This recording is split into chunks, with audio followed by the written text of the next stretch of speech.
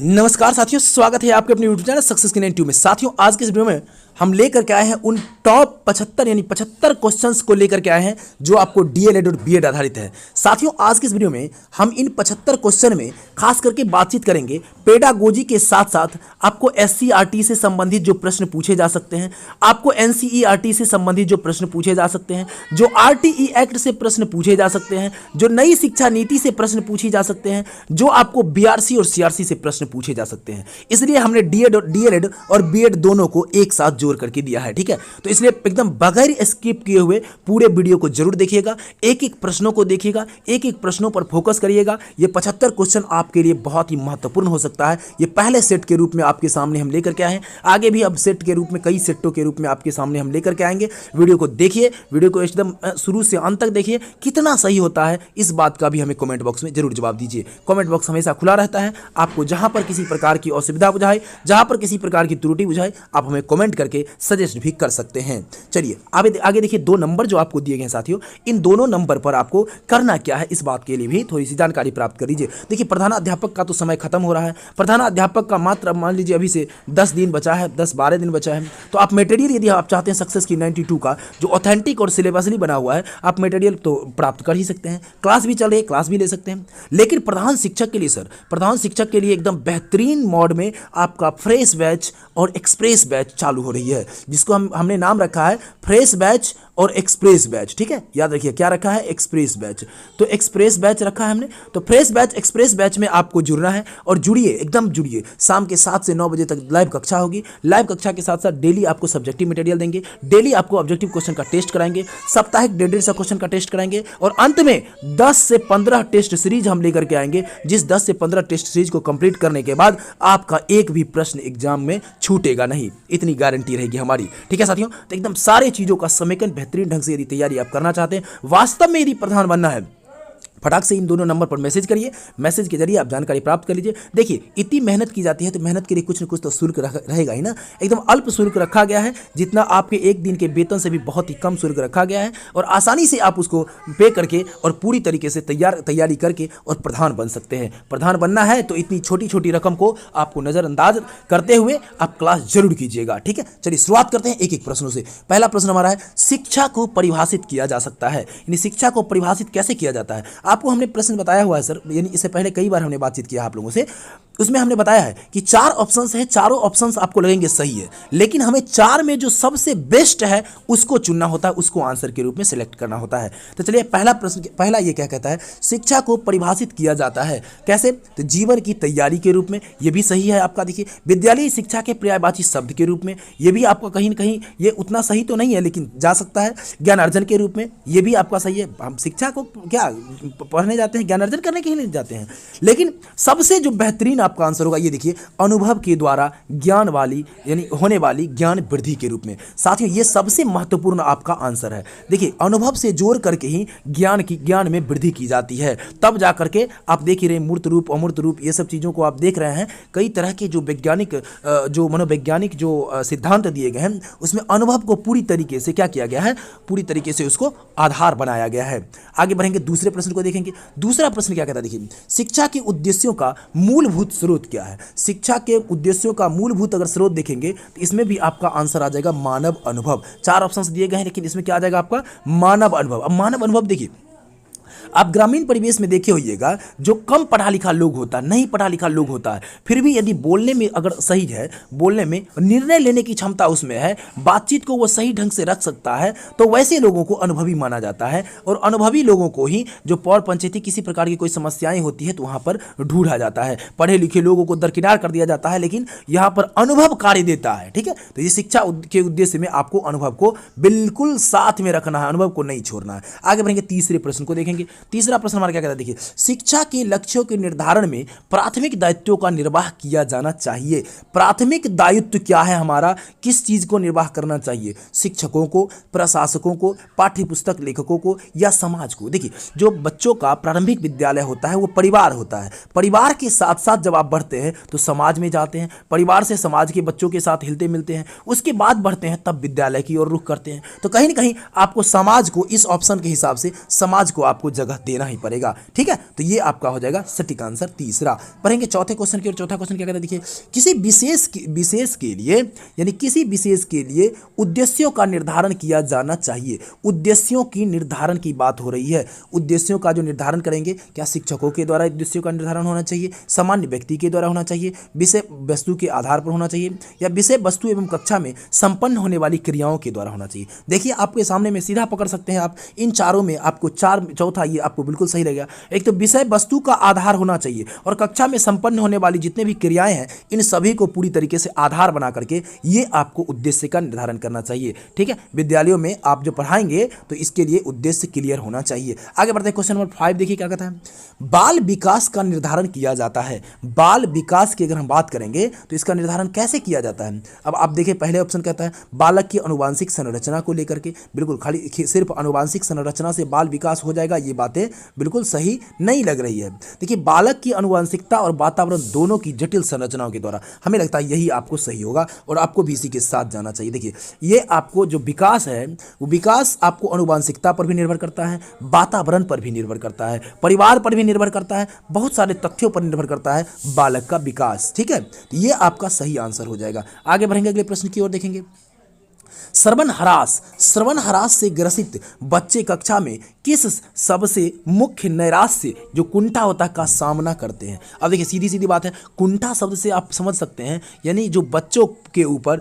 जो दूसरे बच्चे जो कमेंट करते हैं, जो एक मनोभावना बना हुआ है कि ये जो अगर श्रवण ह्रास का मतलब दिव्यांग बच्चे में आ जाता है, जो यानी सुन नहीं सही से पाता, वो बच्चे जो सही से सुन नहीं पाता है वे बच्चे श्रवण ह्रास में उसको किस प्रकार की समस्याओं का सामना करना पड़ता है। तो किसमें, देखिए दूसरों के साथ संप्रेषण करने तथा सूचनाओं को बांटने में अक्षमता। अब देखिए यहीं पर जब सुनेगा नहीं बच्चा, जब सही से सुनेगा नहीं तो वो क्या कर पाएगा, जब बच्चे सही से सुनेंगे नहीं तो वो वार्तालाप को आगे नहीं बढ़ा पाएंगे, और जब आप वार्तालाप को आगे नहीं बढ़ा पाएंगे तो वो सूचनाओं को जो है बांटने में अक्षम रह जाएंगे। तो ये आपका बिल्कुल सही ऑप्शन जाता है, ए के साथ आपको जाना ही होगा। आगे बढ़ेंगे, देखिए डिसलेक्सिया मुख्य रूप से किस समस्या से संबंधित है। अब देखिए डिसलेक्सिया जो है ये इंपॉर्टेंट, बहुत ही इंपॉर्टेंट है, हमेशा प्रश्न पूछा जाता है। जहां देखिएगा बीएड सीटेट वगैरह में सब कुछ में आप देखिएगा डिसलेक्सिया शब्द आ ही जाता है, तो इसको बिल्कुल भूलना नहीं है। डिसलेक्सिया जो है आपका वो पढ़ने से संबंधित है। अगला क्वेश्चन देखिए, क्वेश्चन नंबर 8 क्या कहता है। क्वेश्चन नंबर 8 हमारा कहता है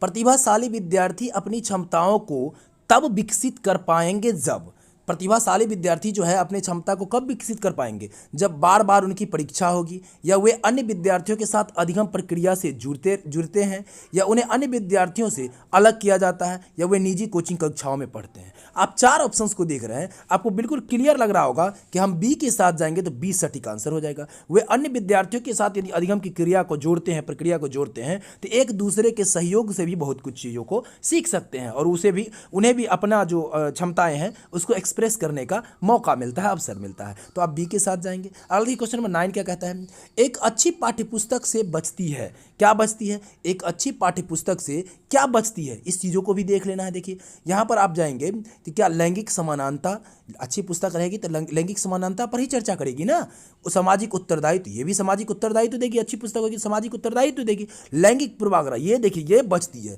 लैंगिक पूर्वाग्रह जो भेदभाव है, लैंगिक असमानताएं हैं, उस चीज़ों से बचती है अच्छी पुस्तक। अच्छी पुस्तक कभी नहीं लिखती है कि ये काम लड़कियों का है, ये काम लड़के करेंगे, लड़कियां जो है सो ये काम नहीं कर सकती है। ठीक है, इस तरह का कोई जो बातें होती है वो अच्छी पुस्तक लैंगिक पूर्वाग्रह का बात नहीं करती है।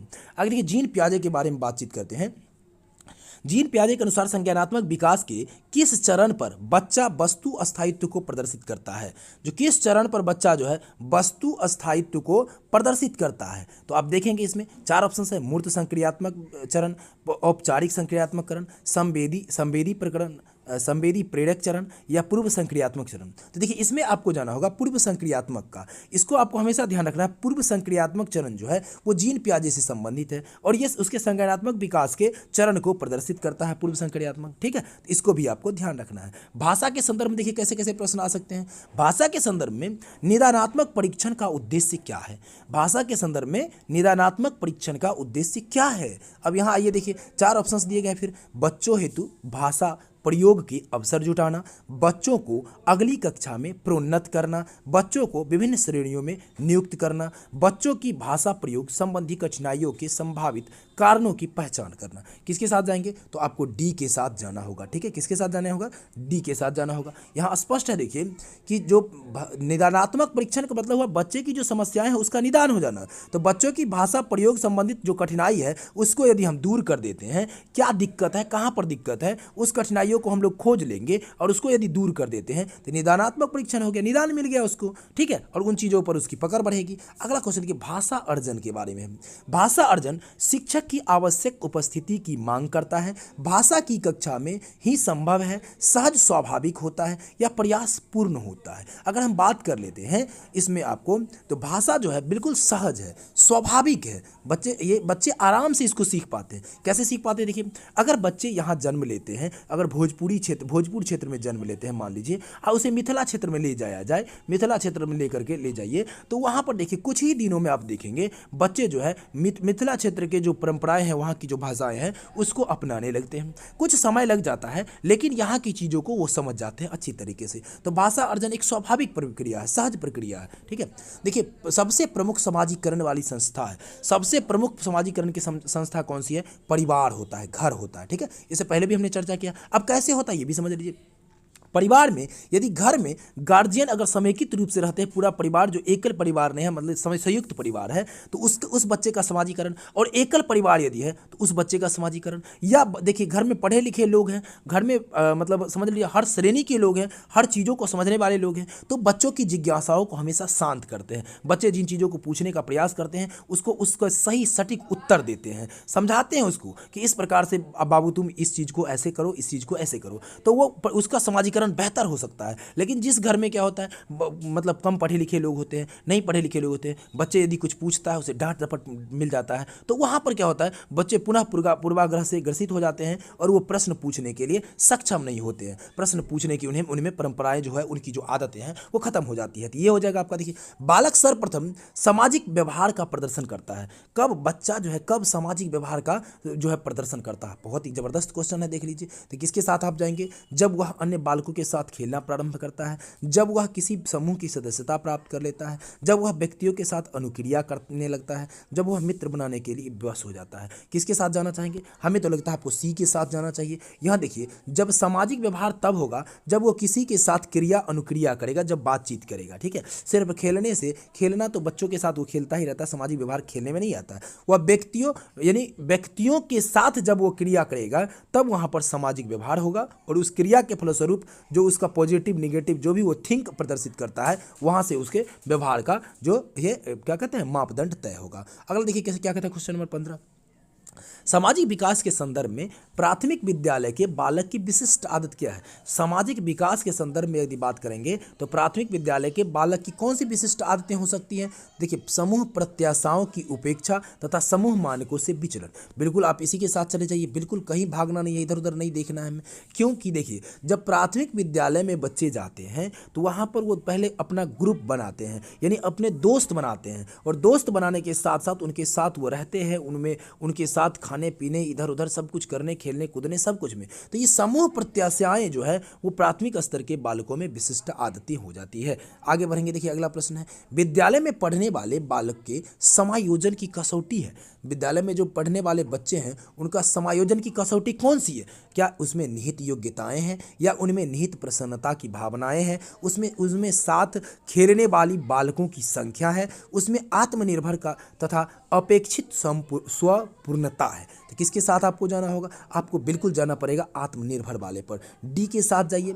इसमें क्या है, जो आत्मनिर्भर बच्चे होते हैं वो स्वयं करके सीख सकते हैं। ठीक है, तो आत्मनिर्भरता है, विद्यालय में पढ़ने वाले बालक का समायोजन की कसौटी क्या हो जाएगा? आत्मनिर्भरता तथा जो अपेक्षित स्वपूर्णता है, जो उसके अंदर क्या संपूर्णता आ सकती है, जो आशाएं लोगों के द्वारा किया जाता है, उसके वो जो है आपका क्या हो जाएगा, इसके तहत आ जाएगा। ठीक है, आगे बढ़ेंगे, अगले प्रश्न की ओर देखेंगे।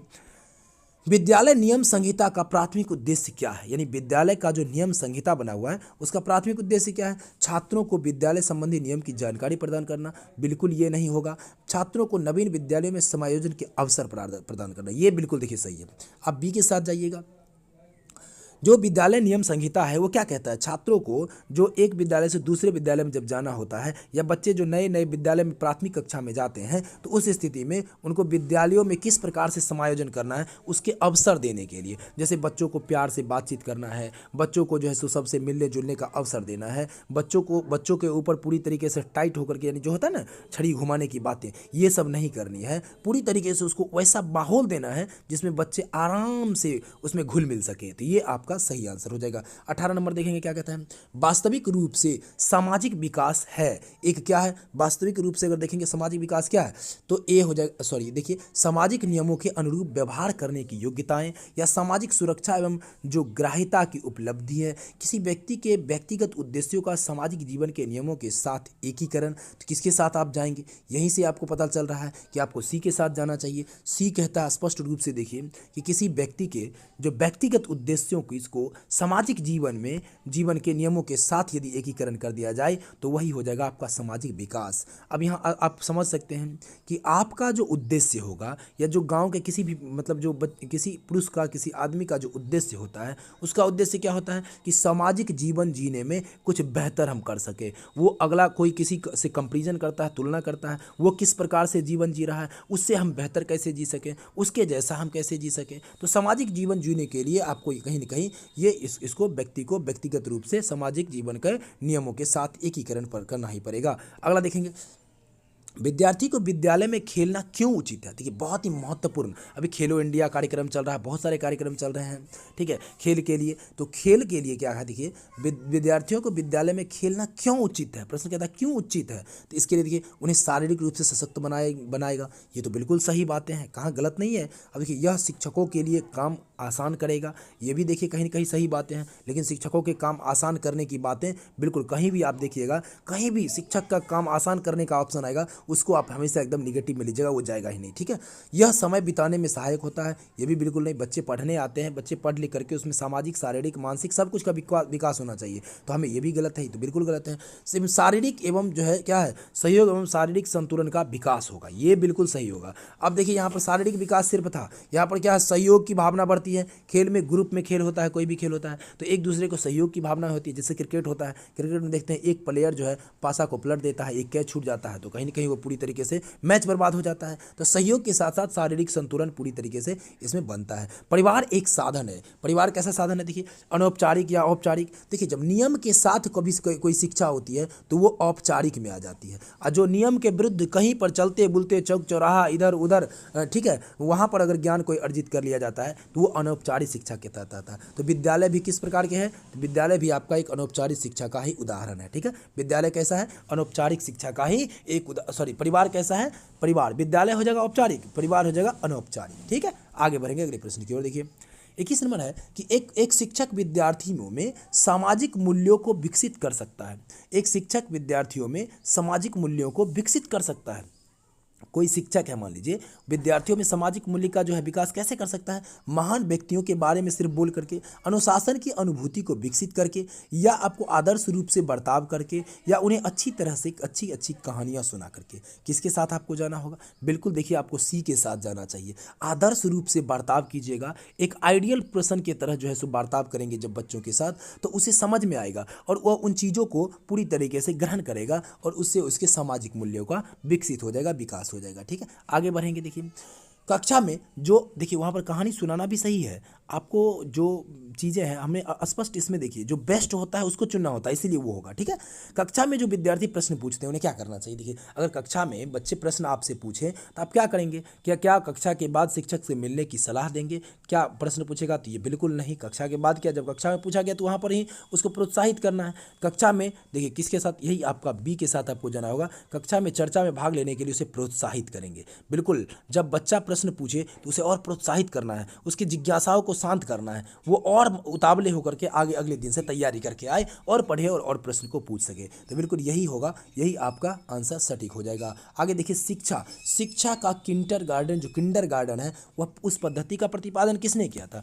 किंडरगार्टन की बात करेंगे तो फ्रोबेल याद रखिएगा, फ्रोबेल के द्वारा किंडरगार्टन की जो है संकल्पना की गई थी। आगे देखेंगे अगला क्वेश्चन क्या कहता है। देखिए एक अभिभावक आपसे विद्यालय में मिलने के लिए कभी नहीं आता है, अगर कोई गार्जियन है आपसे मिलने के लिए कभी नहीं आता है, तो आप क्या करेंगे? उस बच्चे की उपेक्षा करेंगे, या अभिभावक को लिखेंगे, या आप स्वयं उनसे मिलने जाएंगे, या बच्चों को दंडित करेंगे? देखिए, बच्चों को दंडित करने की बात कभी सोचिएगा ही नहीं, ठीक है। आप बच्चे की उपेक्षा करने की बात कभी सोचिएगा ही नहीं। अभिभावक को लिखेंगे, ये आप कर सकते हैं। लिखने के साथ साथ यदि सबसे बेस्ट दिखेंगे तो आप उनसे मिलने जाएंगे, ये आपका सही आंसर हो जाएगा। 24 का क्या हो जाएगा? सी हो जाएगा। आप पहले उनसे मिलिए जा करके, और उसके विद्यालय नहीं आने का उसके कारण पूछिए, क्या दिक्कतें हैं, किन समस्याओं की वजह से वो मिलने नहीं आते हैं, अपने बच्चों के बारे में जानकारी साझा नहीं करते हैं, तो ये कारण पूछिए, तो ये आपका सही और सटीक आंसर हो जाएगा। अधिगम क्षमता निम्नलिखित में से किसको प्रभावित नहीं करती, किससे प्रभावित नहीं होती है? अधिगम देखिए, आनुवांशिकता से बिल्कुल प्रभावित होती ही होती है, वातावरण से भी प्रभावित होती है, जैसा कल्चर देंगे वैसा मान लीजिए बच्चे का विकास होगा। शिक्षण प्रशिक्षण भी आपको प्रभावित करती है। राष्ट्रीयता की अगर बात कर लेंगे तो ये जो है आपको प्रभावित नहीं करती है। राष्ट्रीयता हो ना हो उससे कोई फर्क नहीं पड़ता है अधिगम क्षमता पर, वो ज्ञान हासिल करने पर, ठीक है। ये आपका बिल्कुल राइट आंसर हो जाएगा। आगे देखेंगे, देखिए, किस अधिगम मनोवैज्ञानिक ने बाल अधिगम विकास में पुरस्कार को महत्व नहीं दिया? ऐसा कौन सा? देखिए, चार आपके सामने है, थॉर्नडाइक, पावलोव, स्किनर और गुथरी। तो आप गुथरी के साथ जाएंगे। गुथरी जो है ना, इसने ये कहा कि जो पुरस्कार देने की बातें जो है ये कहीं से ये निराधार माना गया। लेकिन थॉर्नडाइक, पावलोव, स्किनर, चॉम्स्की, ये सब जो वाइगोत्स्की वगैरह जो है आपको ये पियाजे हैं, इन सभी ने पूरी तरीके से पुरस्कार पर फोकस किया था। अगर बच्चे अगर मान लीजिए अच्छा कार्य कर रहे हैं, प्रत्येक दिन होमवर्क पूरा करके ला रहे हैं, प्रत्येक दिन पूरी तरीके से आपको 100 समय आ रहे हैं, पूरी तैयारी से आ रहे हैं, ड्रेस में आ रहे हैं, सब कुछ पर ध्यान दे रहे हैं, तो उनको और प्रोत्साहन की जरूरत है, उन्हें पुरस्कार देंगे। जैसे अभी देख रहे होगा सूरज और चंदा का चयन का जो एक कार्यक्रम चला था विद्यालयों में, वो कहाँ से है? प्रोत्साहन का ही तो देन है। प्रोत्साहन जितना दिया जा रहा है उतने ज़्यादा बच्चे और ड्रेस में आ रहे हैं, तो ये कहीं ना कहीं वो उसका प्रभाव है। संवेग व्यक्ति की उत्तेजित दशा है। संवेग क्या है? व्यक्ति की उत्तेजित दशा है। यह कथन निम्नलिखित में से किसका है? यानी किसने कहा था कि संवेग जो है व्यक्ति की उत्तेजित दशा है? ठीक है, कौन कहा था? तो आप किसके साथ जाएंगे? तो आपको जाना चाहिए पियाजे के साथ, वुडवर्थ के साथ, वैलेंटाइन साथ, रॉस के साथ। आप बिल्कुल जाइए वुडवर्थ के साथ, ठीक है। वुडवर्थ ने ही कहा था कि संवेग जो है व्यक्ति की उत्तेजित दशा है। आगे बढ़ेंगे, देखिए अगले प्रश्न को। शैक्षिक विकास में मूल्यांकन का क्या अर्थ है? शैक्षिक विकास की अगर बात करेंगे, इसमें मूल्यांकन का कौन सा अर्थ हो सकता है? पहला नंबर देखिए, छात्रों को प्रगति का आकलन करके, या देखिए अभिलेखों का मूल्यांकन करके, कार्य निष्पादन मूल्यांकन करके, ज्ञान क्षमता का मूल्यांकन करके। किसके साथ आपको जाना चाहिए? तो देखिए, छात्र का जो प्रगति है डेली का, अभी जो CCE पैटर्न चलती है, चाइल्ड सेंटर्ड एजुकेशन कहती है, या राइट टू एजुकेशन आपका कहती है, RT एक्ट जो 2009 में लागू हुआ था और 1 अप्रैल 2010 से चालू है, ठीक है, सभी मतलब राज्यों में लागू किया गया है। तो उसमें क्या है? देखिए, मूल्यांकन जो डेली मूल्यांकन करना है बच्चों का। आप आज कक्षा में पढ़ाए और आज ही बच्चों से जानकारी प्राप्त कर लीजिए, वो एक दूसरे से पूछ करके उनसे ये कि आपने क्या सीखा, कहाँ तक सीखा, कितना सीखा, कैसे सीखा। तो ये आकलन जो है आपको प्रगति का आकलन कहलाता है, ठीक है। तो ये आपको बिल्कुल ध्यान रखना है। आगे देखिए, माँ बाप के साए से बाहर निकल अपने साथी बालकों की संगत को पसंद करना संबंधित है। अब यहाँ देखिए, जब माँ बाप के साए से बच्चे कब निकलता है? क्या किशोरावस्था में? ये तो किशोरावस्था में तो निकल ही जाता है, लेकिन पूरा निकल जाता है किशोरावस्था में। यहाँ कहता है माँ बाप के जस्ट यानी तुरंत साए से निकल अपने साथी बालकों की संगत को पसंद करता है। पूर्व बाल्यावस्था, देखिए ये जो पूर्व बाल्यावस्था होती है ये आपको कम उम्र की होती है, लगभग 4 वर्ष 5 वर्ष तक ही होती है। लेकिन 5 से अगर देखेंगे, 5-6 से देखेंगे आप, तो यहाँ तक आपको 10 वर्ष तक उत्तर बाल्यावस्था आ जाता है। यानी 6-7 साल के बाद बच्चे जो है अपने मित्र बनाना शुरू कर देते हैं, और मित्रों के साथ जो है यानी उत्तर बाल्या में आप चले जाएंगे और मित्रों के साथ रहना, बातचीत करना पसंद करते हैं 10-12 साल के बच्चे। और 12 साल के बाद तो पूरी तरीके से फ्री हो जाते हैं माता पिता से, जो आपको किशोरावस्था में चला जाता है तो फ्री ही हो जाता है लगभग। तो आपको उत्तर वाले अवस्था के साथ जाना चाहिए। पर्यावरण अध्ययन के संदर्भ में बोझ के बिना सीखना, आप देखे होइएगा, बिना बोझ के सीखना जो है आपको RTE एक्ट में भी ये जानकारी दी गई है। बगैर बोझ का सीखना है, ढोना नहीं है, बोझ नहीं उठाना है। ये आपको कहाँ से दिया गया, ये क्या बताता है? ये कहता है पर्यावरण के अध्ययन में ये क्या बताता है? तो देखिए, EVS पाठ्य पुस्तकों के अध्याय कम कर, ये नहीं, ये बातें नहीं है, ठीक है। जो EVS आपका है एनवायरमेंटल जो आपका स्टडीज है, ठीक है, तो ये कहता है कि उसकी संख्या कम कर देंगे, नहीं, ये कोई बात नहीं है। अबोध का भार कम करने की जरूरत है। ये कह रहा अबोध का भार कम। देख रहे हैं ना, अभी प्राइवेट विद्यालयों में एकदम बच्चे को पैसा कमाने के चक्कर में क्या किया जाता है, बड़े बड़े बुक्स ला करके रख दिए जाते हैं। एक एक बुक का दाम 200 रुपया रहेगा, ए से जेड तक खाली, उसमें ए फॉर एप्पल, जेड से जेबरा तक रहेगा और 200 रुपये उसका दाम होगा, जो 5 रुपया का कमल इंग्लिश में मिल जाता है वो चीज़ें। तो ये देखिए, भार को बढ़ाने के लिए अब यहाँ बच्चों के भार के साथ साथ जो है गार्जियन का भी भार बढ़ जाता है। तो उस किताबों की संख्या कम हो जानी चाहिए, ये बातें स्पष्ट कहती है। अबोध का भार कम हो जाना चाहिए बिना बोझ के सीखने में।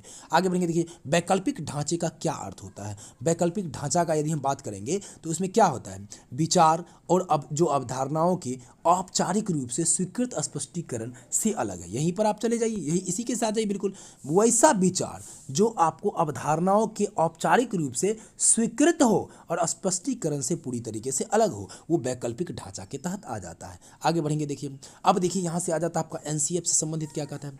राष्ट्रीय पाठ्यचर्या फ्रेमवर्क जो आपका है एनसीएफ ने प्राथमिक स्तर पर एक एकीकृत पाठ्यचर्या के क्षेत्र में के रूप में पढ़ाए जाने के लिए पर्यावरण अध्ययन की सिफारिश की थी। तो ये कब सिफारिश की गई थी, जो एनसीएफ है, एनसीएफ की सिफारिश कब की गई थी, तो ये 1975 में की गई थी। बड़ा इंपॉर्टेंट है। देखिए एनसीएफ जैसे ही आता है तो आप लोग क्या करते हैं, एकदम 2005 आंख मूंद करके मार देते हैं, और बीसीएफ जैसे ही आएगा तो आप क्या करेंगे, 2008 मार देंगे एकदम आंख मूंद करके। लेकिन यहाँ ध्यान रखना है, यहाँ क्या कर रहा है, ये नहीं कह रहा है कि एनसीएफ कब लागू किया गया है, यहाँ कह रहा है कि जो एकीकृत रूप से उसके क्षेत्र में पढ़ाए जाने के लिए अध्ययन की जो है पर्यावरण अध्ययन की सिफारिश कब की गई थी, तो ये 1975 में किया गया था। एनसीएफ का मतलब तो जानते ही, नेशनल करिकुलम फ्रेमवर्क होता है। देखिए एनसीईआरटी की स्थापना कब हुई थी, national council educational research training जो होता है, ये इसकी जो है सो आपको स्थापना कब हुई थी, तो 1961 में हुई थी, 1961 में हुआ था। इसको भी ध्यान रखना है एनसीईआरटी का। इसका मुख्यालय कहाँ है, तो दिल्ली में मुख्यालय है। देखिए अगला प्रश्न देखिए, शिक्षा का अधिकार अधिनियम का महत्वपूर्ण तथ्य निम्न में से कौन सा। शिक्षा का अधिकार अधिनियम जो आरटीई एक्ट है, इसका जो है निम्न में से कौन सा कथन इससे संबंधित है। देखिए इसमें 2-3 चीज़ों पर ध्यान दिया गया। 6 से 14 वर्ष के बच्चों को लिए मुफ्त और अनिवार्य शिक्षा का प्रावधान किया गया। दूसरा देखिए, रटंत की प्रणाली, जो रटने की प्रणाली है, इसको समाप्त कर दिया गया। रटने की प्रणाली, रटना नहीं है, बिना बोझ का जो है सो पढ़ाई करना है। अब देखिए 1 किलोमीटर के अंदर जो है सभी जगहों पर प्राथमिक विद्यालय खोलने के लिए ये जो है सो आपको योजना चलाई गई। तो इसमें आपको सभी के साथ जाना होगा, इनमें सभी हो जाएगा। शिक्षा के अधिकार अधिनियम जो है आरटीई एक्ट जो है, उसमें आपको राइट टू एजुकेशन जिसको हम कहेंगे, उसमें ये सभी चीज़ों का प्रावधान किया गया है। आगे देखिए, मुफ्त एवं अनिवार्य शिक्षा का जो है किस अनुच्छेद के तहत रखा गया है। आप देखेंगे मुफ्त एवं अनिवार्य शिक्षा तो 21A के तहत रखा गया, 21A के तहत रखा गया। ठीक है, ध्यान रखिएगा, 21A में मुफ्त एवं अनिवार्य शिक्षा को रखा गया। नई शिक्षा नीति की अगर बात करेंगे, 2020 की घोषणा कितने वर्षों के बाद हुई है। 4 ऑप्शन देखिए, 24, 44, 28, 34। किसके साथ जाएंगे, 34 वर्षों के बाद हुई है। जैसे कैसे, 1986 में लास्ट में शिक्षा नीति बनी थी और अभी 2020 में बना है। 2020 में आप घटा कर देख लीजिएगा तो 14 वर्ष इधर हो गया, 20 वर्ष इधर, तो 34 वर्षों के बाद पुनः जो है सो शिक्षा नीति बनी है। प्रथम शिक्षा नीति की अगर बात करेंगे तो 1968 में बना था। कब बना था, 1968 में, फिर 1986 में, बदल दीजिए इसको, अब ये हो गया कितना, 2020 में। ठीक है, 3 बार बनी है शिक्षा नीति, इसको ध्यान रखना है। देखिए नई शिक्षा नीति जो है 2020 की जो अध्यक्षता कौन कर रहे थे, क्या रमेश पोखरियाल निशंक कर रहे थे, उसमें वो क्या थे, वहाँ के अभी भारत के शिक्षा मंत्री थे, नरेंद्र मोदी कर रहे थे, धर्मेंद्र प्रधान अभी शिक्षा मंत्री हैं वो कर रहे थे, या डॉक्टर कृष्णा स्वामी कस्तूरी रंगन, किसके साथ जाएंगे, तो बिल्कुल के कस्तूरी रंगन के साथ आपको जाना होगा। ये जो है सो अध्यक्ष थे। ठीक, आगे बढ़ेंगे। देखिए नई शिक्षा नीति 2020 जो है, वो नई शिक्षा नीति जो है के तहत स्कूली शिक्षा का जो नया फॉर्मेट आया है, वो क्या फॉर्मेट है, देखिए 10+2+3 का फॉर्मेट है, या 3+4+4+5 का है, या 3+3+5+4 का है, या 5+3+3+4 का है। तो आपको ध्यान रखना है, बीच में 3-3 है। ठीक है, पहले 5, बीच में 3, बाद में 4। ठीक है, इसको ध्यान रखना हमें। अब तो देख रहे हैं ना, प्री नर्सरी का भी एडमिशन हो रहा होगा कुछ ही दिनों में, बहुत जल्द हो जाएगा शुरुआत। आपको 3 साल से बच्चों का एडमिशन आपको करना होगा, 3 साल से। ठीक है, 3 साल से एडमिशन आपको करना होगा, तो यहाँ ध्यान रखना है इस बातों को भी। आगे बढ़ेंगे। देखिए सीखने का जो है, देखिए आगे सीखने का वीडियो अच्छा लग रहा हो तो लाइक जरूर कर दीजिएगा साथियों, लाइक कर दीजिएगा और चैनल को सब्सक्राइब करना नहीं भूलिएगा। आगे देखिए बढ़ते हैं, बीटेट, सीटेट, सुपर टेट, यूपीटेट सब कुछ के लिए आपको एकदम सुपर एकदम तरीके से पूरी तरीके से व्याख्यान के साथ आपको वीडियो उपलब्ध कराया जा रहा है। देखिए सीखने क्या है, सीखने का सर्वाधिक उपयुक्त अर्थ कौन सा है। सीखने का अगर हम बात कर लें सबसे उपयुक्त अर्थ की, तो किसके साथ आप जाएंगे, कौशल अर्जन के साथ जाएंगे, ज्ञानार्जन के साथ, व्यवहार में परिमार्जन या व्यक्तिक समायोजन। ये आपको जाना पड़ेगा डी के साथ, व्यक्तिक समायोजन। अब बच्चा सीख रहा है कितना, इसके लिए वो व्यक्तिगत न सीखेगा कोई, तो व्यक्तिगत जो है पूरी तरीके से समायोजन होना चाहिए। आगे देखिए, वाणी दोष नहीं है। वाणी दोष कौन सा नहीं है, कौन सा वाणी दोष नहीं है, किसके साथ जाएंगे जो वाणी दोष नहीं होगा आपका। एक मिनट देख लीजिए, यहाँ 39 नंबर जो आपका था इसमें संभवतः लगता है ये आपका ये सही नहीं होना चाहिए। व्यक्तिक समायोजन की जगह हमें लगता है व्यवहार परिवर्तन होना चाहिए। आप लोग व्यवहार परिमार्जन हो जाना चाहिए। आप लोग थोड़ा कमेंट करके हमें बताइएगा आप लोगों को कौन सा सही लग रहा है। हमें लग रहा है व्यवहार परिमार्जन ही होना चाहिए, ठीक है। सी के साथ ही जाइएगा, बिल्कुल सी के साथ जाइए, ठीक है। आगे देखिए, वाणी दोष नहीं है। ध्वनि परिवर्तन और अस्पष्ट उच्चारण, अस्पष्ट उच्चारण की बात हो रही है। क्या अगर ध्वनि वाणी दोष ये होगा, या धीमी या तेज गति से बोलना, हकलाना और तुतलाना, तीव्र और अस्पष्ट वाणी, किसके साथ जाना चाहेंगे। हमें तो लग रहा है आपको जाना चाहिए जो धीमी या तेज गति से बोलना है, ये आपको वाणी दोष नहीं है। बाकी सभी वाणी दोष हैं। अगर मान लीजिए ध्वनि परिवर्तन हो रहा है, अस्पष्ट उच्चारण नहीं हो रहा, अस्पष्ट उच्चारण हो रहा है, हकला रहा, तुतला रहा है और तीव्र अस्पष्ट वाणी बोल रहा है, तेज बोल रहा है लेकिन अस्पष्ट है, तो ये सारे वाणी दोष में आएंगे, ठीक है। आगे बढ़ेंगे सर। देखिए अगला क्वेश्चन है, प्राथमिक स्तर पर मूल्यों की शिक्षा देने के लिए सर्वोत्तम विधि कौन सा है। प्राथमिक स्तर की अगर बात कर लेंगे तो मूल्यों की शिक्षा देने के लिए सबसे उपयुक्त विधि कौन सा होगा। मूल्यों के महत्व को बताना, मूल्यों के पालन न कर दंडित करना, अध्यापक के व्यवहार में मूल्य स्थापन या उपर्युक्त सभी, किसके साथ जाएंगे। ये तो लग रहा है सीधी सीधी आपको जाना चाहिए अध्यापक कार्य में मूल्य में स्थापन, क्योंकि यहाँ पर क्या दिया हुआ देखिए, कहता है जो प्राथमिक स्तर में मूल्यों की शिक्षा की सर्वोत्तम विधि है अध्यापक के व्यवहार में मूल्य स्थापन। अगर शिक्षक का व्यवहार अच्छा है तो बच्चे भी उनसे जुड़ते हैं, और जितना जुड़ेंगे उतना ज़्यादा लगाव होगा और उतनी ज़्यादा वो जो है सो शिक्षा को ग्रहण कर सकते हैं। राष्ट्रीय पाठ्यचर्या की रूपरेखा 2005 में गुणवत्ता आयाम, जो क्वालिटी जो है आपका डिमेंशन है, उसके शीर्षक के अंतर्गत अधिक महत्व दिया गया है। किसको अधिक महत्व दिया गया है। अब यहाँ पर 4 ऑप्शंस आपको दिए गए हैं, आप चारों ऑप्शन को देखें गौर से। पहला, भौतिक संसाधन को, शिक्षित एवं अभिप्रेरित अध्यापकों को, बालकों के लिए ज्ञान के संदर्भ में संरचित अनुभवों को, बालकों के लिए संरचित अनुभव एवं पाठ्यक्रम सुधार को। किसके साथ आपको जाना चाहिए, आपको बिल्कुल डी के साथ जाना चाहिए, जो बालकों के लिए संरचित, जो बालकों के लिए संरचना किया गया हो, पाठ्यक्रम में सुधार किया गया हो, तो ये आपका सही और सटीक आंसर हो जाएगा गुणवत्तापूर्ण आयाम में, ठीक है। राष्ट्रीय पाठ्यचर्या की रूपरेखा 2005 में निम्नलिखित में से किस परीक्षा संबंधित सुधार है, सुधार होना चाहिए था, को सुझाया गया है, ठीक है। देख लीजिए, कक्षा 10 की परीक्षा ऐच्छिक यानी ऑप्शनल कर दी जाए, या विद्यालयी शिक्षा की जो विभिन्न अवधारणाओं पर राज्य स्तर की परीक्षा संचालन, प्रतियोगी प्रवेश परीक्षाओं को ऐच्छिक कर दिया जाए, उपयुक्त सभी हो जाएगा। 43 में आप किसके साथ जाएंगे, तो बिल्कुल जो है सो आपको जो है ये किसके साथ जाना चाहिए, तो ए के साथ जाना चाहिए। जो राष्ट्रीय पाठ्यचर्या रूपरेखा दिया गया 2005 में, उसमें कहा गया कि 10th की बच्चा का परीक्षा जो होना चाहिए परीक्षा, वो ऐच्छिक कर दिया जाए। जो देना चाहे दे, जो ना देना चाहे न दे, तो ये ऐच्छिक कर दिया जाए, ऐसा इसमें कहा गया है। अभी तो आप देख ही रहे हैं जो नई शिक्षा नीति 2020 भी है, वो भी स्पष्ट रूप से अलग हो गया। उसमें भी आपको कंप्लीट कर दिया गया कि 10वीं की परीक्षाएं अब नहीं होगी, ठीक है। आगे बढ़ेंगे, देखिएगा, दबाव को कम करने के लिए, स्ट्रेस को कम करने के लिए परीक्षाओं में सफलता के लिए आवश्यक है। दबाव को कम करने के लिए परीक्षा में सफलता के लिए क्या आवश्यक है, कम अवधि की परीक्षाओं की ओर अंतरण करना, विद्यालय शिक्षा की विभिन्न चरणों में परीक्षाओं का आयोजन करना, वार्षिक एवं अर्धवार्षिक परीक्षाएं लेना, विभिन्न प्रवेश परीक्षाओं के लिए विभिन्न एजेंसियों की स्थापना करना। किसके साथ जाना चाहेंगे, देखिए यहाँ पर जो दबाव है, स्ट्रेस को कम करने के लिए कम अवधि की परीक्षा का अंतरण करना, ये हमें लगता है सही आंसर हो जाना चाहिए। क्या होगा, ए हो जाएगा आपका। कम अवधि की परीक्षा हो और उसमें जो है सो अंतर होना चाहिए, थोड़े थोड़े दिनों पर होना चाहिए, ठीक है। तो ये आपका सही आंसर हो जाएगा। आगे देखिए, मूल्यांकन का क्या उद्देश्य होता है। मूल्यांकन की अगर उद्देश्य की बात कर लेंगे, मूल्यांकन के उद्देश्य में क्या है, धीमी गति से सीखने वाले एवं प्रतिभाशाली बालकों के रूप में लेबल करना। मूल्यांकन को उद्देश्य थोड़े है कि धीमी गति वाला बच्चा और कम तेज वाले बच्चे, इन दोनों को क्या कर देना, मूल्य ये बराबर कर देना है। ये ऐसी बातें नहीं है मूल्यांकन का उद्देश्य। जिन बालकों को उपचारात्मक शिक्षा की आवश्यकता है उनकी पहचान करना, ये कहीं ना कहीं ठीक ठाक है, लेकिन देखिए सटीक नहीं जा रहा है। अधिगम की कठिनाइयों व समस्याओं वाले क्षेत्रों का पता लगाना, अधिगम की क्या कठिनाई है, क्या समस्याएं हैं, वैसे क्षेत्रों का पता लगाना। लेकिन आगे देखिए क्या कहता है, उत्पादक जीवन जीने के लिए शिक्षा किस सीमा तक तैयार कर पाई है का जो पुष्टि पोषण प्रदान करना, नहीं फीडबैक प्रदान करना। ये देखिए बिल्कुल इसी के साथ आपको जाना 100% सही और ये सटीक आंसर है।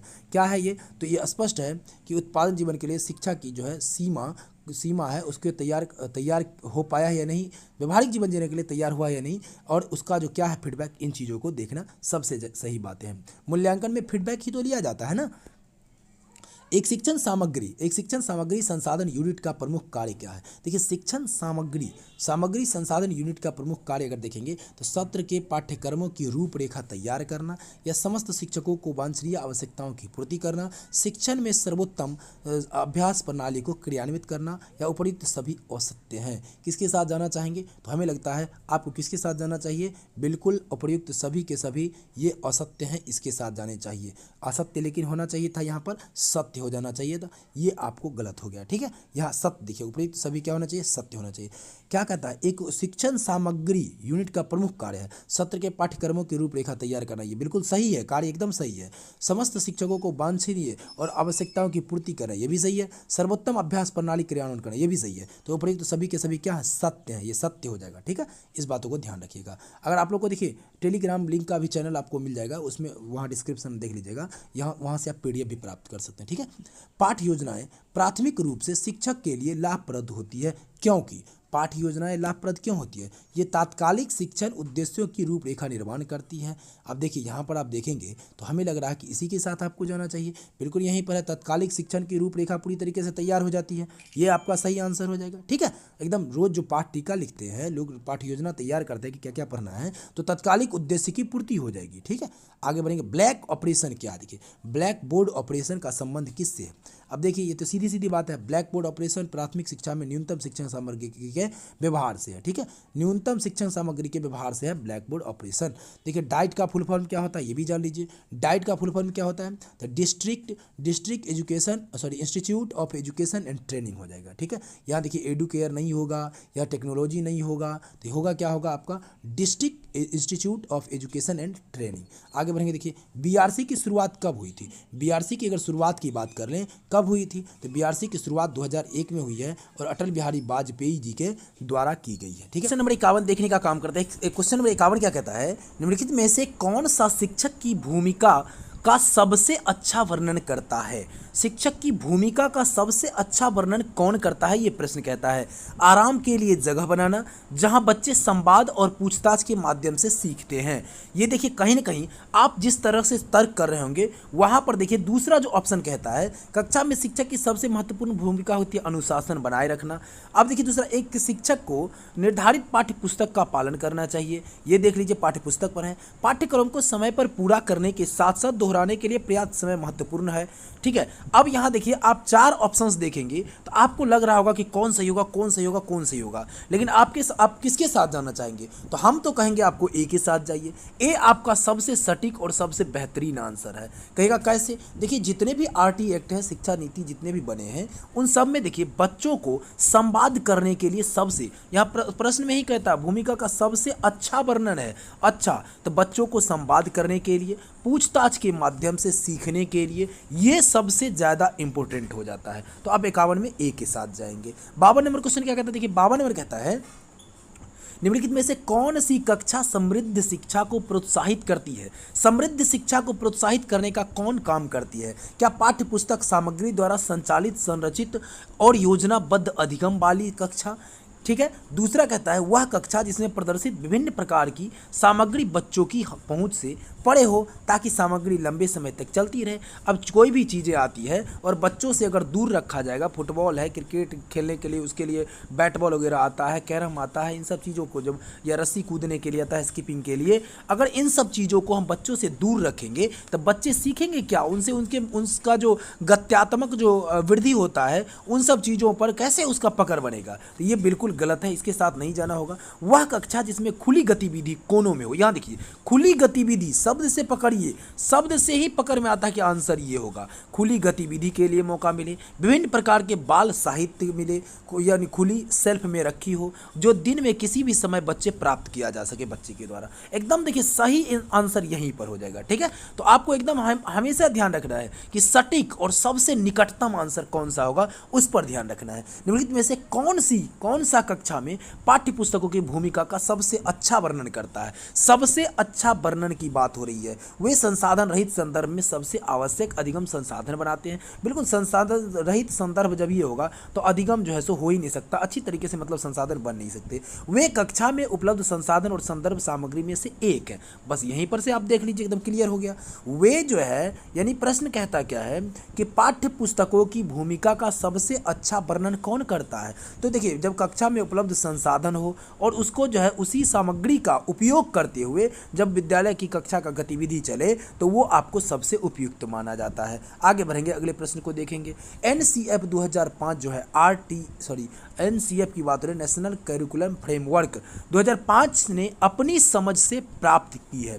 क्या प्राप्त की है अब देखेंगे। 4 ऑप्शन है, संज्ञानात्मक विकास है, सिद्धांत है, मानवतावाद है, व्यवहारवाद है, रचनावाद है। किसके साथ जाएंगे? बिल्कुल देखिए रचनावाद पर हमेशा जोर दिया जाता है। बच्चे को अभी भी देख रहे हैं ना, एकदम कहा जाता है कि शून्य में नवाचार के माध्यम से आप बिल्कुल बच्चों को रचनावादी तरीके से आप बच्चों को पढ़ाएं।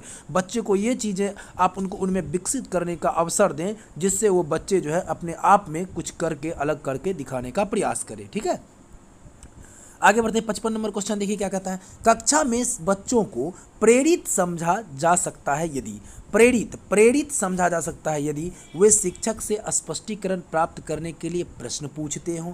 बिल्कुल यहीं पर आ जाइए। देखिए जो बच्चा प्रश्न पूछेगा वो सबसे ज़्यादा होनहार होगा, वो सबसे उसे और प्रेरित करना है, उसे और उत्साहित करना है, उसे और प्रोत्साहित करना है। तो ये आपका बिल्कुल सही आंसर हो जाएगा। ठीक है, किसके साथ जाएंगे आप 55 में? तो यहाँ आपको ए के साथ ही जाना होगा, बाकी पढ़ने की आवश्यकता ही नहीं है। 56 देखिए पूरा पढ़ेंगे तो बहुत ज़्यादा समय लग जाएगा। निम्नलिखित में से कौन सा बच्चों में अधिगम में सुधार करने के लिए सबसे उपयुक्त है?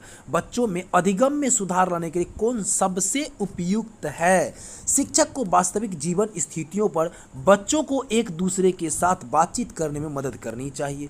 नियमित मूल्यांकन परीक्षाओं का आयोजन होनी चाहिए। अब देखिए शिक्षक को विभिन्न उदाहरणों और चित्रों का उपयोग करके विषय की व्याख्या करना चाहिए। कहीं ना कहीं ये भी सही लग रहा है। कक्षा में सभी प्रकार की शिक्षण सामग्री होनी चाहिए, ये भी सही है। देखिए बातचीत के अवसर भी देने चाहिए, सारी बातें सही है, लेकिन मूल्यांकन भी होना चाहिए। लेकिन यहाँ कहता है हमेशा अधिगम में सबसे अधिक उपयुक्त कौन है? तो वास्तविक जीवन से बच्चों को जोड़िए, परिस्थितियों को समझने का अवसर दीजिए, एक दूसरे से बातचीत करने का अवसर दीजिए। बातचीत करके बच्चे जो है सो कुछ न कुछ जो है सो निदान निकालने का प्रयास करेंगे। तो ये स्थिति स्वतंत्रता यानी देने सबसे ज़्यादा जरूरी है, तो आपको इसके साथ जाना होगा, ये सबसे उपयुक्त लग रहा है। 57 देखेंगे। देखिए अनुशासन जो अधिगम वातावरण में एक महत्वपूर्ण तरह की मदद करता है, एकदम महत्वपूर्ण तरह की मदद करता है। बच्चों को उनके पाठ रटकर याद करने में भूमिका निभाता है। बच्चों को अपनी शिक्षा को विनियमित और मॉनिटरिंग करने के लिए या चुप्पी साधे रहने के लिए या शिक्षकों को निर्देश देने में। 57 में आप किसके साथ जाएंगे? तो हमें जो लग रहा है आपको बी के साथ जाना चाहिए। कैसे? तो देखिए बच्चों को अपनी कक्षा को विनियमित और मॉनिटर करने के लिए अनुशासन जो अधिगम वातावरण के लिए महत्वपूर्ण है, वो बिल्कुल बच्चे अपनी पूरी तरीके से विद्यालयों में नियमित रहें और मॉनिटरिंग का कार्य भी उन पर सौंपा जाए। देख रेख करना भी उनका ही काम होता है। तो अनुशासन में एक दूसरे को रख सकते हैं। ठीक है, आगे देखिए अनुवांशिकता। अभी देख रहे हैं ना, प्रधानमंत्री बनाया जाता है, अभी शिक्षा मंत्री बनाया जाता है, अभी अन्य मंत्री बनाए जाते हैं बहुत तरह के। ठीक है, तो वो कहीं ना कहीं उनमें नेतृत्व की क्षमता का विकास हो, इसलिए ऐसा किया जाता है। अनुवांशिकता और पर्यावरण की भूमिका के बारे में निम्नलिखित में से कौन सा कथन सत्य है? अनुवांशिकता की बात करें, पर्यावरण की बात करें तो कौन सा सत्य है? पर्यावरण केवल बच्चे के भाषा विकास के लिए महत्वपूर्ण भूमिका निभाता है। विकास के पहलू में अनुवांशिकता किसके साथ आपको जाना है, इस पर फोकस हमें ज़्यादा करना है। विकास के कुछ पहलू आनुवांशिकता और कुछ अन्य पर्यावरण से अधिक प्रभावित होते हैं। बिल्कुल इसी के साथ आपको चला जाना चाहिए। कैसे, देखिए यहाँ स्पष्ट है, 4 ऑप्शंस आप देखेंगे, चारों को पढ़ करके देखिए। यहाँ सीखने, प्रदर्शन करने की बच्चे की क्षमता जीनों द्वारा नहीं होता है सीखने, और ये सब निर्धारित नहीं होती है। ठीक है, आप देखिए जीन कहते हैं, डीएनए के क्रियात्मक खंड को जीन कहते हैं। ठीक है, तो ये आपका बिल्कुल नहीं होगा। आपको विकास के कुछ पहलू आनुवांशिकता और अन्य पर्यावरण से अधिक प्रभावित होते हैं, पर्यावरण से बिल्कुल प्रभावित होते हैं, आनुवांशिकता से बिल्कुल प्रभावित होते हैं, विकास के पहलू, यानी आप इसी के साथ जाएंगे, ये सटीक आंसर होगा। देखिए निम्नलिखित में से कौन सा कथन पियाजे के सिद्धांत के अनुसार कहा नहीं जा सकता है? पियाजे के सिद्धांत के अनुसार किसको कौन कहा नहीं जा सकता? बच्चे अपने पर्यावरण पर क्रिया करते हैं, बिल्कुल पियाजे के अनुसार कहा जा सकता है। विकास गुणात्मक चरणों में होता है, ये भी कहा जा सकता है। बच्चे अपनी दुनिया के बारे में ज्ञान का निर्माण करें और उपयोग करते हैं, ये भी कहा जा सकता है। निरंतर अभ्यास से अधिगम आता है, ये नहीं कहा जा सकता। ठीक है, ये बिल्कुल, ये पियाजे ने इस बातों को की पुष्टि नहीं की थी कि निरंतर अभ्यास करेंगे तभी अधिगम आएगा, तो ये आपका नहीं होगा। अगला देखेंगे, देखिए 60 में निम्नलिखित में से कौन सी पूर्व संक्रियात्मक विचार की एक सीमा नहीं है? पूर्व संक्रियात्मक विचार की एक सीमा कौन नहीं है? अगर देखेंगे अनुत्कर्मण्यता कहते हैं, ध्यान केंद्रित करने की प्रवृत्ति होती है, प्रतीकात्मक विचार का विकास होता है, या अहम्मन्यता होता है। तो आपको किसके साथ जाना चाहिए? बिल्कुल सी के साथ जाना चाहिए, तीसरे के साथ जाना चाहिए, जो प्रतीकात्मक विचार का विकास है, इसके साथ जाना चाहिए। ठीक है, आगे बढ़ेंगे, देखेंगे यहाँ पर स्पष्ट है सीमा नहीं है, इसलिए अनुत्कर्मण्यता देना ही है, ध्यान केंद्रित की प्रवृत्ति होनी ही चाहिए, और ये भी होना चाहिए, ये नहीं होना चाहिए। ठीक है, आगे देखेंगे अगला क्वेश्चन वाला 61 क्या कहता है? डैश के अलावा निम्नलिखित कारणों से खेल युवा बच्चों के विकास में एक महत्वपूर्ण भूमिका निभाता है। यानी किसके अलावा तो किसके साथ जाएंगे? अब देखिए यहाँ पर कहता है वे नए कौशल हासिल करते हैं और सीखते हैं कि उन्हें कब उपयोग किया जाए, ये बिल्कुल सही बात है। आगे वे अपने शरीर पर निपुणता प्राप्त करते हैं, ये भी सही बात है। कहता इनकी ज्ञानेंद्रियों को उत्तेजित करता, ये भी सही बात है। यह समय बिताने का एक सुखद तरीका, ये गलत है। देखिए समय बर्बाद करने के लिए कहीं से आपको कोई प्रश्न नहीं देगा, या कोई नहीं कहता है कि आप समय बर्बाद करिए, तो ये आपका गलत हो जाएगा। आगे बढ़ेंगे, देखिए अगला प्रश्न क्या हो जाएगा? निम्नलिखित में से कौन सा प्रश्न बच्चों को गंभीर आमंत्रित करता है? बच्चों को गंभीर आमंत्रित करने के लिए कौन सा प्रश्न है? विभिन्न तरीकों से हम इसे कैसे हल कर सकते हैं? ठीक है, विभिन्न तरीकों से इसे हम कैसे हल कर सकते हैं, यही तो हमें लग रहा है बिल्कुल सही होना चाहिए। कौन सा प्रश्न कहता है बच्चों को गंभीर आमंत्रित करता है? तो यही आप बिल्कुल इसके साथ चले जाइए, एकदम सटीक आंसर बैठ रहा है। विभिन्न तरीकों से हम इसे कैसे हल कर सकते हैं, ये ऐसे किसी भी प्रश्न को हल करने के लिए 2-3 तरीके का ढूंढना चाहिए। बच्चे को खोजी प्रवृत्ति का बनना चाहिए। अगर हम a+b का होल स्क्वायर बताए, तो इस पर अगर सवाल को हल करना आपको आता है, तो आपको ये भी आना चाहिए कि a+b इंटू a+b करके भी उसको हम हल कर सकते हैं। ठीक है, इसको 2 बार गुना करके भी हल कर सकते हैं, ये भी चीज़ें आना चाहिए। ठीक है, तो ये आपका इसी के साथ जाना होगा, कैसे हल कर सकते हैं। आगे देखिए 63 नंबर क्या है? निम्नलिखित में से कौन सा विकल्प प्रगतिशील शिक्षा का सबसे अच्छा वर्णन करता है? देखिए प्रगतिशील शिक्षा का अच्छा वर्णन करना कौन सा विकल्प है? आप देखेंगे इसमें 4 ऑप्शंस आपके सामने हैं। पहला है परियोजना विधि, क्षमता समूह बनाना, रैंकिंग, करके सीखना, परियोजना विधि, सहयोग से सीखना। यही देखिए सहयोग शब्द आया, आंसर आपको पकड़ लेना है, यहीं पर जाना होगा। करके सीखना एकदम देखिए बच्चों में हमेशा ललक जगाना है कि करके सीखो, स्वयं करके सीखना है। परियोजना विधि बिल्कुल कार्य को एकदम परियोजना यानी योजना के तहत योजनाबद्ध तरीके से ही करना है। सहयोग से सीखना है, एक दूसरे के सहयोग करना है। यही तो सारे NCF BCF या जो भी चीज़ें RT एक्ट है वो सब यही कहता ही है, करके सीखने की बात कहती है। आगे देखिए प्रगतिशील शिक्षा के बारे में निम्नलिखित में से कौन सा कथन बताता है कि शिक्षा स्वयं ही जीवन है? शिक्षा स्वयं ही जीवन है, ये कौन बताता है? जीवन सच्चा शिक्षक है। बिल्कुल देखिए ये सही बातें हैं, लेकिन उपयुक्त आंसर चाहिए। आगे देखिए स्कूल शिक्षा को यथासंभव लंबे समय तक जारी रखना चाहिए। स्कूली शिक्षा को लंबे समय तक जारी रखे क्या किया जाएगा? 8वें पास विद्यार्थी भी बहुत आगे तक चला जाता है, और ग्रेजुएट PG PhD करके भी लोग बहुत कुछ नहीं कर पाता है, तो बिल्कुल ये गलत बातें हैं। स्कूलों की आवश्यकता नहीं है बच्चों को, नवी स्कूलों की आवश्यकता नहीं है, ये तो बिल्कुल नहीं है। स्कूल की आवश्यकता 100% है, तो कौन सा आंसर आप होगा? तो अब तो चौथा ही बच जाता है। हमें लगता है इसी के साथ आपको जाना होगा। स्पष्ट है ये पर स्कूलों में शिक्षा सामाजिक और प्राकृतिक दुनिया को प्रतिबिंबित करे। स्कूल में शिक्षा का तो ज्ञान होना ही चाहिए और सामाजिक भी होना चाहिए और प्राकृतिक के बारे में भी ज्ञान होना चाहिए, प्रतिबिंबित करना चाहिए, उसके बारे में इमेज बनाना चाहिए। ठीक है, तो ये आपका सही आंसर हो जाएगा। देखिए कोहलबर्ग के सिद्धांत के अनुसार, कोहलबर्ग के जो कोहलबर्ग है के सिद्धांत के योगदान में के रूप में निम्नलिखित में से किसे माना जा सकता है, किसको माना जा सकता है, तो आप किसके साथ जाएंगे? उनका विश्वास है कि बच्चे नैतिक दार्शनिक हैं। उनके सिद्धांत से ने संज्ञानात्मक परिपक्वता और नैतिक परिपक्वता के बीच एक सहयोग का समर्थन किया है। इस सिद्धांत में विस्तृत परीक्षण प्रक्रियाएं हैं। यह नैतिक तर्क और कार्रवाई के बीच एक स्पष्ट संबंध स्थापित करता है। किसके साथ जाएंगे आप? तो हमें लगता है बी के साथ आपको जाना होगा कि उनके जो संज्ञानात्मक परिपक्वता नैतिक परिपक्वता के बीच सहयोग का समर्थन करता है। स्पष्ट है, यहाँ पर देख सकते हैं। प्रश्न कहता है 66 नंबर देखिए कि निकटवर्ती विकास का क्षेत्र संदर्भित करता है। क्या करता है निकटवर्ती में? क्या उससे सीखने के बिंदु, उस सीखने के बिंदु को जब सहयोग वापस लिया जा सकता है? बिल्कुल नहीं होगा। उस चरण को जब अधिकतम विकास संभव है? ये भी नहीं होगा। निकटवर्ती विकास का कह रहा है तो कहता है आपको डी के साथ जाना होगा। डी नंबर क्या कहता है, ध्यान से सुनिएगा। एक संदर्भ जिसमें बच्चे सहयोग के सही के साथ कोई कार्य लगभग स्वयं कर सकता हो, यानी कि स्वयं करने की बात हो गई, सहयोग की बात हो गई, आपको यहीं से आंसर लगा देना है। ठीक है, ये सब ट्रिक्स है देखिए पकड़ने का।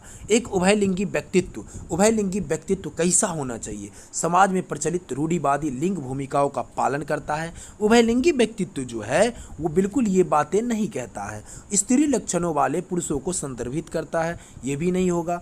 मैं आमतौर पर माने गए जो आपका क्या है, मर्दाना और स्त्री गुणों का समायोजन होता है। ये बस बिल्कुल इसी के साथ आपको जाना चाहिए।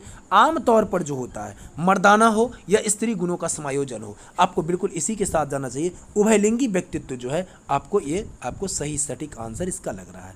बच्चे डैश को छोड़ करके अन्य सभी के द्वारा लिंग भूमिकाएं ग्रहण करते हैं। किस चीज़ को छोड़ करके? ठीक है, बच्चे किस चीज़ को छोड़ करके? तो आपको 4 ऑप्शंस दिख रहे हैं, संस्कृति, समाजीकरण, मीडिया और ट्यूशन। तो आपको किसके साथ जाना? ट्यूशन के साथ। ठीक है, जितने भी सरकारी कार्यक्रम होते हैं उसमें ट्यूशन का जिक्र कहीं पर नहीं किया गया। ठीक है, तो ये आपका बिल्कुल सही आंसर हो जाएगा। आगे बढ़ेंगे। देखिए मानकीकृत परीक्षणों की आलोचनाओं में से एक यह है कि, क्या है एक यह? ठीक है, किसके साथ जाएंगे? तो वे बच्चे की क्षमता की स्पष्ट तस्वीर नहीं देते हैं। वे मुख्य रूप से मुख्य धारा की संस्कृति का प्रतिनिधित्व करते हैं और इसलिए पक्षपाती है। उनकी भाषा को समझना मुश्किल है। परीक्षण बड़ी आबादी पर लागू नहीं किए जा सकते हैं। तो किसके साथ जाएंगे? हमें तो लगता है आपको बी के साथ जाना चाहिए। बिल्कुल देखिए, वे मुख्य रूप से मुख्य धारा की संस्कृति का प्रतिनिधित्व करते हैं और इसलिए पक्षपाती होते हैं। यहीं पर आप इसी को पकड़ लेंगे। आगे बढ़ेंगे 70 नंबर। एकाकी बुद्धिमानी का सिद्धांत कहता है। एकाधिक बुद्धिमानी का सिद्धांत क्या कहता है? तो आपको देखेंगे इसमें तो प्रभावी अध्यापन के द्वारा बुद्धि बढ़ाई जा सकती है, बुद्धि तेजी से बढ़ाई जा सकती है, बुद्धि कई प्रकार के हो सकती है। बस बिल्कुल यहीं पर आ जाइए। जो आपका एकाधिक बुद्धिमानी का सिद्धांत कहता है बुद्धि कई प्रकार के होते हैं, इसे हमें ध्यान रखना है। बुद्धि लब्धि आईक्यू की अवधारणा दी गई थी। आईक्यू की अवधारणा किसके द्वारा दी गई है? तो आप देखेंगे जब इसको आईक्यू की अवधारणा, तो आप जाएंगे टर्मन के द्वारा दी गई है। आपका आंसर हो जाएगा पहला। बुद्धि लब्धि जो आईक्यू है, आईक्यू बराबर क्या होता है?